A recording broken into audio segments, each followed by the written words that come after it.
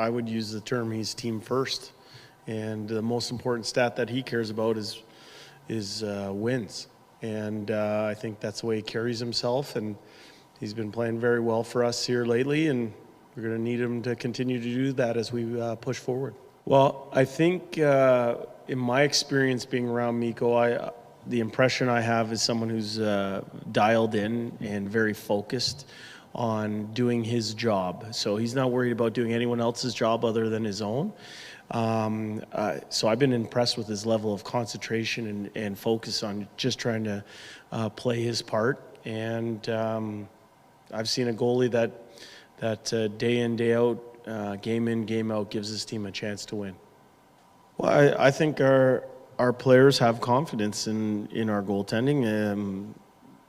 And in my month here up in Edmonton, I felt very, very confident in it. And, I think our players' concern and focus, we've asked them to keep things very small and just worry about people doing their own jobs.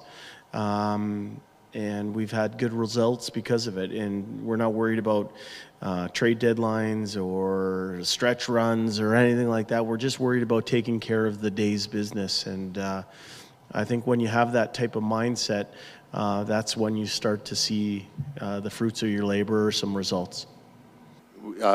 We've seen goalies, they can struggle and then come back. It's not the end of the world when they're slumping. So with Mike Smith, what's the process of trying to get him back? And is it just kind of hope it comes around, or are there some things that you're seeing or the goaltending coaches are seeing in the workouts that lead you to believe it's heading in the right direction? But the big thing for Mike was just getting back to being healthy, right? So obviously he's been dealing with some injury issues throughout the entire season. He got back kind of up and running, and then he had that nasty flu bug that took some out of him. And so for him, it's just about getting back to feeling healthy, 100% healthy again, and then putting in the necessary work and practice to earn the right to feel confident. Yeah, obviously, when I say we're keeping our picture small or focusing on the day's business, obviously. Part of the job of the coaching staff is to manage workloads and understand energy reservoirs. I think for us right now, we're at a good point in our schedule. When I first came up, it was 6 games in 9 nights and 5 games in 7. But now we're at home. We're able to take a little bit of a different look at things. And what I'll tell you right now is that Mikko will be our starter tomorrow night. For me, it feels that we're playing like tighter. We're taking time and space away, which makes me makes the reads easier for me. When there's no time and space, and you kind of knew where the puck is going to go next, and that's been a big part for our game the last couple of weeks. Yeah, like I said, when we take time and space away. You kind of knew where the puck is going to end up next. And it makes me easier to make my read. And that's the biggest thing, what I've been seeing behind the team lately. I don't know if it's a question, is that if you play a whole bunch of games, the fatigue sets in. Is that something that people are reading into that isn't necessarily the case, or something that has to be proven?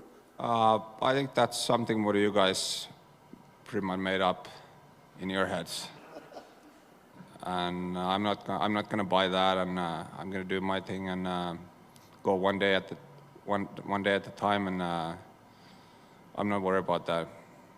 Do you think this is the best you've ever played as an Edmonton Oiler? I don't know.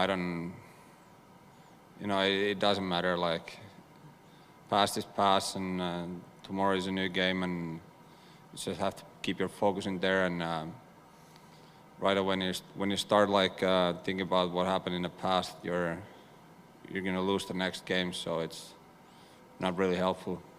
Only interest about the standings, where we stand, and we need to be in the playoffs to win the Stanley Cup. So I don't care about nothing else. It's not even the stats. You know after the game if you played well or not.